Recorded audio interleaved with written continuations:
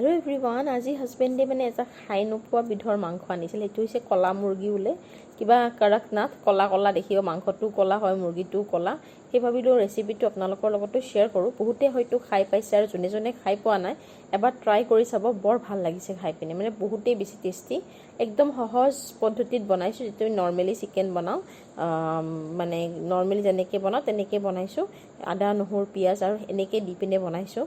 তাৰমাজতে কথা এটা কওঁ, আগতে সৰু থাকোঁতে অকল ছাগলী মাংস আৰু লোকেল মুৰ্গী, তাৰপৰা লাহে লাহে ব্ৰইলাৰ মুৰ্গী ওলাল।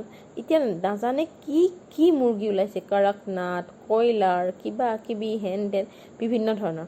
বাৰু যিয়ে নহওক, গোটেইখিনিয়ে মানে এতিয়ালৈকে যি ওলাইছে খাইছোঁ, আৰু এই কৰকনাথো খাই চালোঁ, আৰু মানে ইমান টেষ্টি হৈছে মানে, আৰু মানে অলপ টেষ্টটো লোকেল মুৰ্গীতকৈ বেলেগ হয়। যদি খাই পোৱা নাই এবাৰ ট্ৰাই কৰি চাব।